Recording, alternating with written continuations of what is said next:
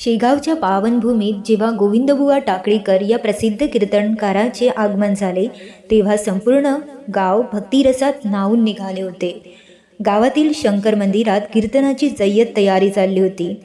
गोविंदबुवाचे नाव लौकिक होते, त्यामुळे त्यांचे कीर्तन ऐकण्यासाठी लोकांची मोठी गर्दी जमली. त्रिपुरुष ब्रह्मा विष्णू महेश स्वतः श्रवणाला आलेत की काय, इतका आनंद भक्तांना होत होता. बंकटलाल कीर्तनाला जात असताना वाटेत त्यांना पितांबर शिंपी भेटले. बंकटलाल यांनी महाराजांच्या लीला आणि आतापर्यंतच्या सर्व वृत्तांत पितांबराला सांगितला. दोघेही जेव्हा मंदिरात पोहोचले तेव्हा त्यांना राऊळाच्या म्हणजेच मंदिराच्या मागे समर्थांची भव्य मूर्ती दिसली. महाराजांना पाहताच बंकटलाल मनोभावे शरण गेले. तेव्हा महाराज सहजपणे म्हणाले, बंकट, जर तुला खरोखर माझी गरज वाटत असेल तर माझ्यासाठी खायला झुणका भाकर घेऊन ये. बंकटलाल यांनी तत्काळ आनंदाने महाराजांपुढे झुणका भाकर ठेवली. समर्थ मोठ्या प्रेमाने ती भाकर खाऊ लागले.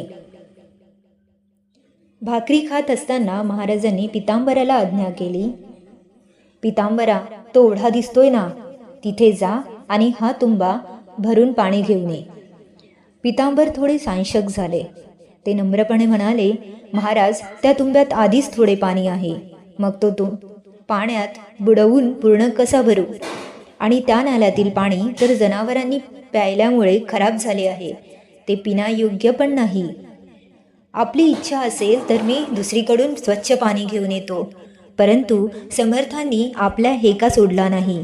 ते कडक आवाजात म्हणाले, दुसरीकडचे पाणी नको, त्याच नाल्याचे पाणी आण, तुंबा पाण्यात बुडव आणि पटकन घेऊन ये.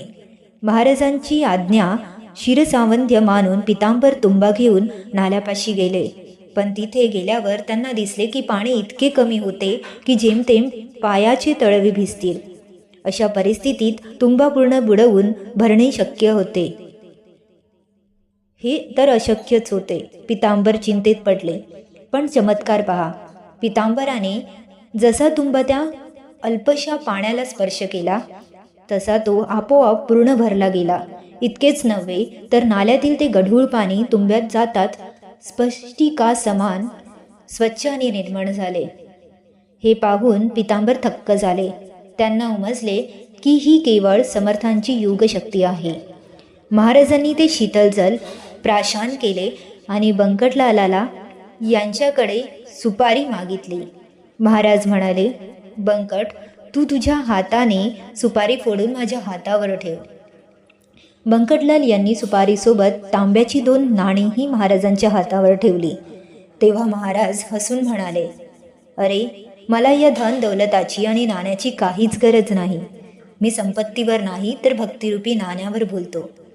तुझ्याकडे ती खरी भक्ती होती म्हणून मी तुला भेटलो. बंकटलाल आणि पितांबर दोघेही महाराजांच्या या अगाध लीलाने आणि प्रेमाने तृप्त झाले. तर ही कथा तुम्हाला कशी वाटली? आवडल्यास लाईक, शेअर आणि सबस्क्राईब नक्कीच करा. जय गजानन माऊली. गणगण गणात बोलते.